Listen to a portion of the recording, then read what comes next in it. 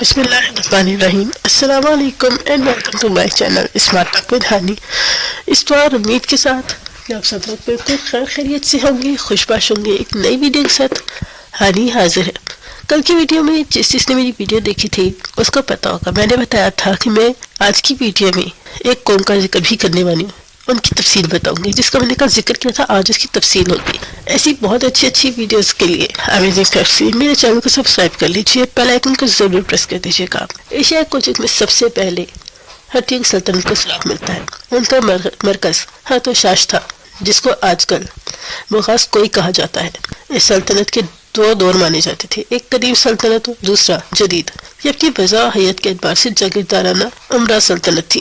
قدیم دور میں امرا بادشاہ کا انتخاب کرتے تھے اور اسے تاج پہناتے تھے. جدید سلطنت میں بادشاہوں کو خاصا اختیار مل گیا ہے اور حکومت موروثی حکومت بن گئی ہے. جاگیرداروں کا سلسلہ آج بھی قائم ہے. ایک ضابطۂ قانون بھی آخری دور میں مرتب کر لیا گیا تھا، جس سے معلوم ہوتا ہے جرموں کی سزائیں بہت ہلکی تھیں. کھیتی باڑی اور ڈیبر پالنا لوگوں کے عام مشاغل تھے. دوسری قوموں کی طرح یہ لوگ بھی دیویوں دیوتاؤں کی پوجا کرتے تھے. ان کی سب سے بڑی دیوی وہ تھی جسے سورج سے منسوب کیا جاتا ہے.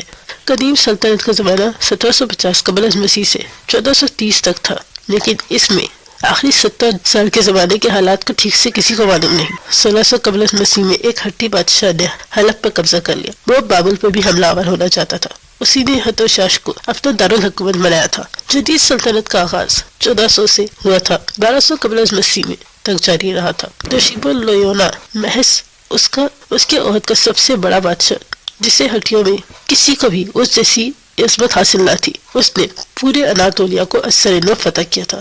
اس کے علاوہ شام کے شمالی علاقوں کو بھی مسخر کر لیا تھا. اس کا عہد حکومت 1390 سے لے کر 1350 تک جاری رہا تھا.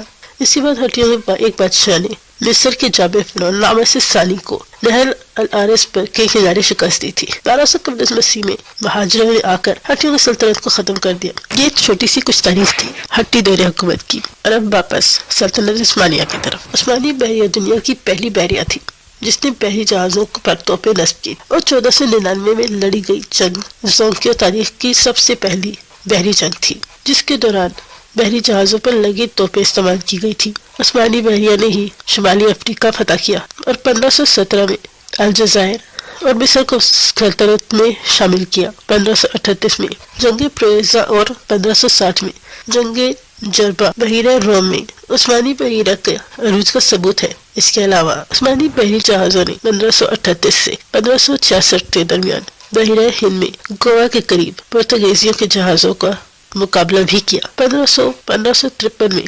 عثمانی امیر البحر صالح رئیس نے مراکش اور ابنائے جبل طارق سے آگے کے شمالی افریقہ کے علاقے فتح کیے اور عثمانی سلطنت کی سرحدیں بحر کے اندوز تک پہنچا دی. 1566 میں آچے، جو کہ موجودہ دور میں انڈونیشیا کا ایک صوبہ ہے، کے سلطان نے پرتگیزیوں کے خلاف عثمانیوں کی مدد کی اور خضر رئیس کی قیادت میں ایک بحری بیڑا سماٹرا بھیجا گیا تھا. یہ بیڑا 1569 میں آچے میں لنگر انداز ہوا اور اس طرح یہ سلطنت کا مشرقی ترین علاقہ بن گیا، جو عثمانیوں کے زیر قیادت تھا. 1585 میں عثمانی امیر البحر مراد رئیس نے جزائر کناری میں لانزار روات کو فتح کیا. 1617 میں عثمانی افواج نے مدیرہ پر بھی قبضہ کر لیا اور اس کے بعد اگست 1625 میں مغربی انگلستان کے علاقوں سیسیکس، پلائی ماؤتھ، ڈیوون، ہارٹلینڈ پوائنٹ، کورن بال پر چھاپے مارے. 1627 میں عثمانی بحریہ جہازوں نے جزائر شیٹ لینڈ، جزائر فارو، ڈنمارک،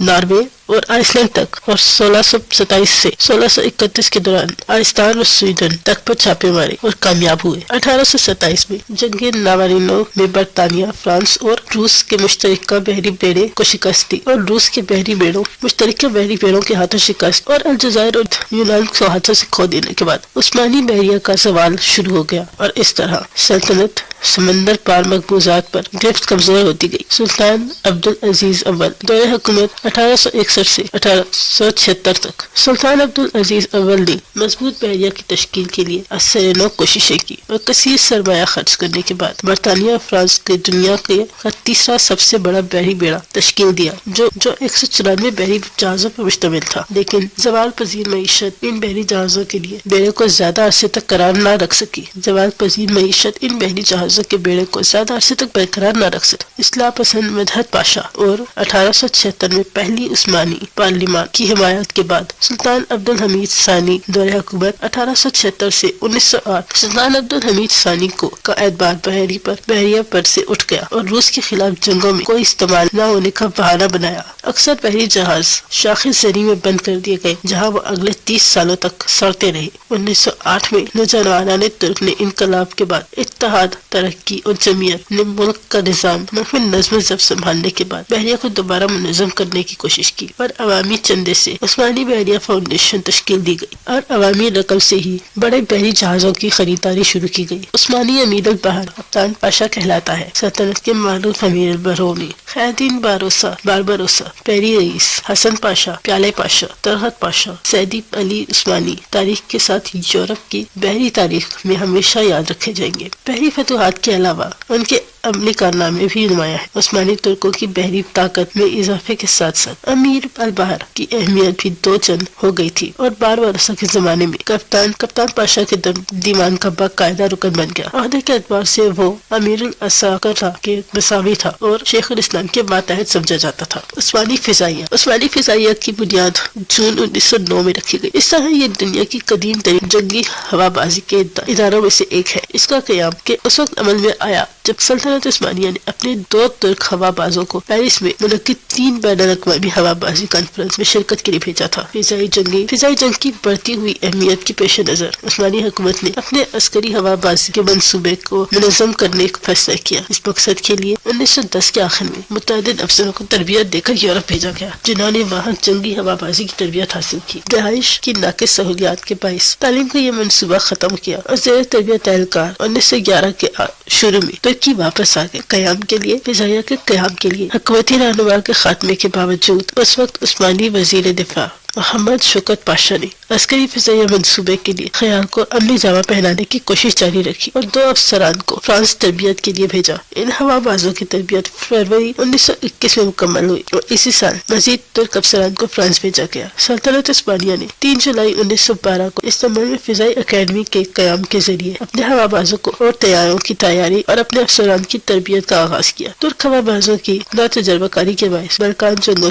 کے پہلے مرحلے میں 1912 میں متعدد جہازوں کو نقصان اٹھانا پڑا، تاہم دوسرے مرحلے میں 1913 میں انہیں کئی کامیابیاں ملی۔ بلکان جنگوں کے خاتمے کے بعد فضائیہ کو جدید خطوط پر استوار کرنے کے عمل کا آغاز کیا گیا اور نئے طیارے خریدے گئے۔ جون 1914 میں استنبول میں ہی نئی عسکری اکیڈمی بحری ہوا بازی اکیڈمی کا قیام عمل میں آیا، لیکن پہلی جنگ عظیم کے آغاز میں یہ عمل رک گیا۔ البتہ 1915 میں چند جرمن افسران سلطنت آئے اور چند ترک افسران تربیت کے جرمنی چلے۔ پہلی جنگ عظیم کے دوران عثمانی فضائیہ کئی محاذوں پر لڑی، جن میں مغرب میں گلیسیا، مشرق میں قفقاز اور جنوب میں یمن کے علاقے شامل تھے۔ عثمانی فضائیہ کو اثر نو منظم کرنے کی کوشش جاری رکھی۔ 1918 میں پہلی جنگ عظیم کے خاتمے اور استنبول پر اتحادیوں کے قبضے کے ساتھ ہی ان کا خاتمہ ہو گیا۔ عدالتی نظام اور شیخ الاسلام قسطنطنیہ کے مفتی کا درجہ تمام قاضیوں سے بڑھ کر تھا اور اسے مفتی اعظم کہا جاتا تھا۔ محمد فاتح نے اسے شیخ الاسلام کا لقب عطا کیا تھا۔ تمام قوانین کا تعلق شیخ الاسلام سے تھا اور اس کی حیثیت عباسی دور کے قاضی القضات کی سی تھی۔ اس کا فیصلہ حتمی ہوتا تھا۔ شیخ الاسلام کا عہدہ وزارت عظمیٰ کے بعد سب سے بڑا تھا۔ شیخ الاسلام کا تقرر عام طور پر تمام عمر کے لیے ہوتا تھا۔ صوبائی افسران وزیر، صدر اعظم اور صدر اعظم سلطان کے سامنے جواب دہ تھا، لیکن شیخ الاسلام صرف خدا کو جواب دہ تھا اور وہ ہر کام شریعت کے مطابق کرتا تھا۔ شیخ الاسلام کے اختیارات انتہائی وسیع تھے اور اس کا اندازہ اس بات سے لگایا جا سکتا ہے کہ سلطان کی معزولی کے متعلق اس کا فتویٰ بہت ضروری تھا۔ اور اس کے بغیر سلطان کی معذوری ممکن نہیں تھی۔ سلطان کی نماز جنازہ وہی پڑھایا کرتا تھا۔ دور انحطاط میں اس منصب میں بھی کئی خامیاں پیدا ہو گئی۔ عثمانیوں کے پورے دور میں 131 شیخ الاسلام ہوئے، 19 نے استعفیٰ دے دیا، 3 کو پھانسی دے دی گئی۔ اکثریت ترکی النسل تھے۔ 1442 میں منصب کی ابتدا ہوئی اور مران دام کے عہد کے بعد حضرت ملا شمس الدین فنارے پہلے شیخ الاسلام تھے۔ آخری شیخ الاسلام مدنی محمد نوری افندی تھے، جنہوں نے سلطنت کے خاتمے پر 1922 میں استعفیٰ دے دیا۔ اس طرح یہ عہدہ 498 سال برقرار رہا۔ آج کے لیے اتنا ہی۔ کل کی ویڈیو میں آپ کو عثمانی فن ثقافت، عثمانی فن تعمیر اور بہت کچھ ملنے گا۔ میرے چینل کو سبسکرائب کر دیجیے مزید بہت اچھی ویڈیوز کے لیے اور اس کی پوری سیریز کے لیے۔ اللہ حافظ۔